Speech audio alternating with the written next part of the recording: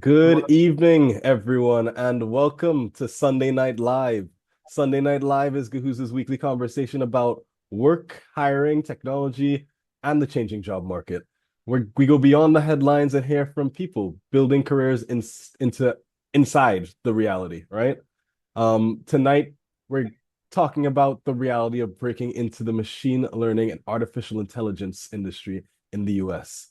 And currently, US unemployment stands at 4.2% as of June 2026, but 7.1% for people aged 20 to 24 and 14.6% for teenagers.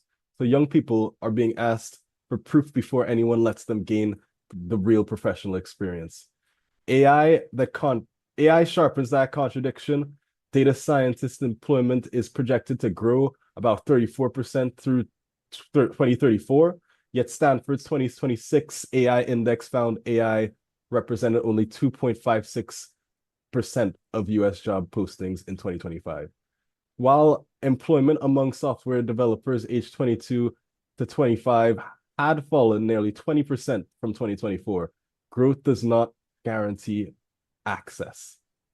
An AI, an entry-level ML and AI candidate may be experienced to know Python, SQL, statistics, cloud platforms, data engineering, deployment, ML ops, and large language models. Some junior postings combine the work of a researcher, a data scientist, software engineer, and a platform engineer. So for international students, work authorization, sponsorships, uncertainty, strict timelines, and unfamiliar employer assumptions add another layer of risk. And that is why Guhuza's focus is on skills and live conversation is the thing that matters. Candidates can need to explain what they can build, not disappear beyond keywords. And tonight is also an opportunity for Sebastian, to show employers how he thinks and how he could contribute and why he deserves serious consideration. So, Seb, thank you so much for joining us today. Could you give us a little 30-second introduction of yourself and tell us about your background and what led you to ML and AI and what you're studying at USF right now and the kinds of problems you have to solve professionally? Hi, my name is Sebastian Ghent. So, as you heard the wonderful Mark say, I'm a computer science major now going into my master's. And what led me into machine learning and artificial intelligence is the fact that it combines thinking machines with overall programming and solving new paradigms of problems that never were really seen before.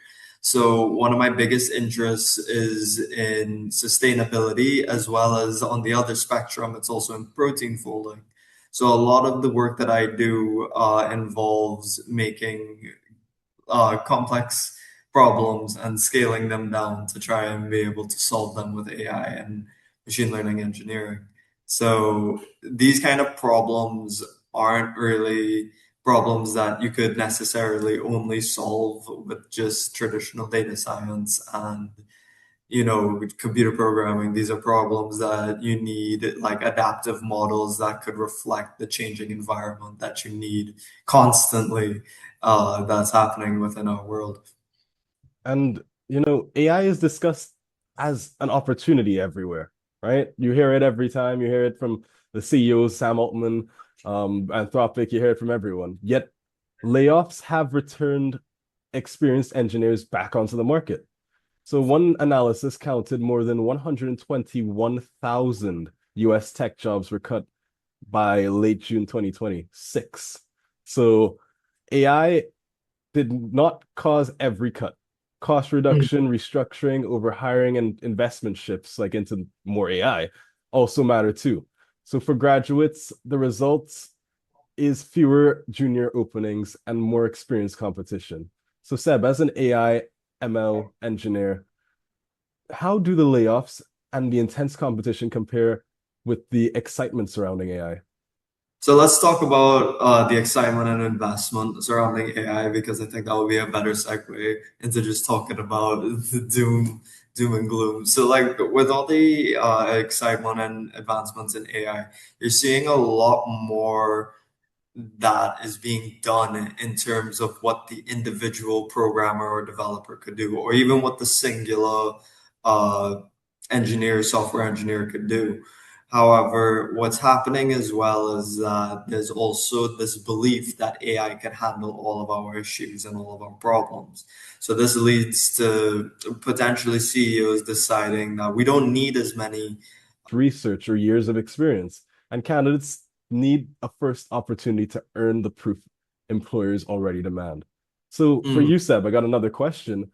What requirements are you seeing in ML, AI, ML job postings, and which expectations feel unrealistic for someone applying for their first professional role?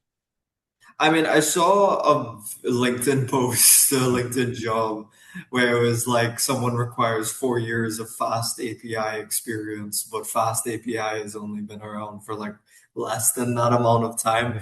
So you have to look at like when the technology comes out versus like what they're asking for. If they say they want like 4 years of this experience technology, what I'm assuming they mean is like they want to see experience of precursor technology.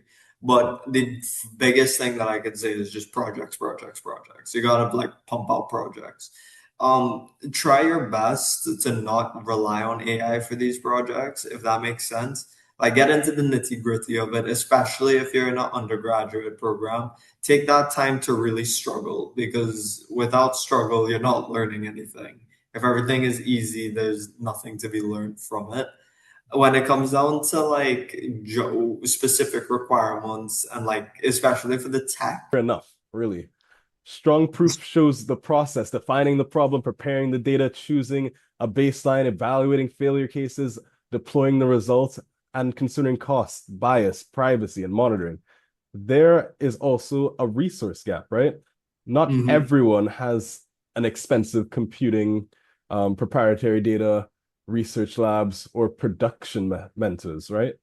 So for this question here, I want you to tell us about one ML AI project that best represents your abilities and what problem did you address? What decisions did you make? And what challenges did you overcome? And what does the project show an employer about you? So I will always like to talk about my paper that I published with USF, which was looking at benchmarking AlphaFold 3's protein folding capabilities, but primarily for a subclass of proteins known as intrinsically disordered proteins. And the reason I mention this is because it sits at the intersection of biologists who can't program versus computer engineers or software engineers or AI engineers who don't know, who've never touched a protein in their life. And for me, it was one of the biggest problems that I had to play catch up on was doing both, learning how to do deep learning and learning how to do what is it, protein, well, kind of protein folding, but mainly working with evaluation models to be able to determine its capabilities on modeling these I want to get a little bit personal here because we're going to talk about international students. So, international students navigate questions domestic applicants may never have to face. Is the work authorized? Is it connected to a degree? Does the employer understand the process? Could sponsorship become an issue? Candidates may be rejected before their work is evaluated. They Ah, must also build networks from zero, adapt to American interviews, manage international tuition and living costs, and face immigration timelines that do not pause. So, how has being an international student affected your search? And do work authorization questions or employment assumptions filter you out before your technical ability is even considered? so I'm glad you asked this question because mainly this has been is topic of debate for a long time, as well as like the challenge of doing it has always been stressful to say the least. Especially when you're looking at the competition, the fierce competition that exists within America and like the very talent that's there. So when it comes down to like, you always got to make sure that if you're an international student, whether or not they're open to OPT and CPT positions, whether or not you're able to do it during your curriculum and get proper authorization. Because authorization is the biggest thing when it comes down to being able to work in the US. But once you're in, you're in. when it comes down to managing migration and international costs as well, the cost of living is, for an international student, it's a big factor of consideration where you go to study, where you even go to work. So you want to make sure that you know how to budget correctly as well. But when it comes down to being able to like struggle to get a job, it's challenging to say the least. Organize work. It can accelerate coding, testing, analysis, and support. It may create roles and evaluation, governance, infrastructure, the data, and the data as well, while reducing junior tasks that once trained new graduates. The advantage is showing when to trust AI, how to verify it, and how to take responsibility for the results. So, how will AI affect workplaces and your job prospects? What must an ML AI engineer do to remain competitive in this market? Well, you gotta stay up to date with the technology because at the pace that AI is going and at the pace that it's like transforming, you will really want to see that you're reading research papers that interest you and seeing what technology, what math they're employing, and just overall how they're being able to function. Going back to the analogy that I made before based off of that O'Reilly fundamentals of data engineering, cite my sources. um that book, you got to make sure you're part of that steamroller when it comes down to pay view because it will come over to pay view. And there's no getting away from it because they're dumping a lot of capital and investments into making these innovations. So you really have to keep up with the news, keep up with being able to read research papers, but it's also being able to experiment on your own free time with these different. Can reveal curiosity, judgment, resilience, communication, and the ability to learn. So, Seb, if an employer is watching this today, what should they know about you, how you think, what you bring to an ML AI team, and why they should consider you?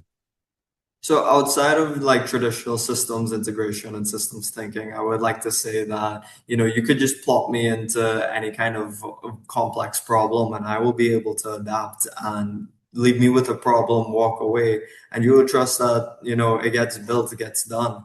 Like I have experience doing all kinds of domain and different domains of problems, coming from sustainability to logistics to even what I'm doing right now, which is parsing for document intelligence for easy retrieval for downstream users. It's really that I want to emphasize that I'm also able to communicate and document what I do as well through my peer review, through my peer reviewed papers as well. It's all about, as well as also being able to work collectively within a team of people, not just AI.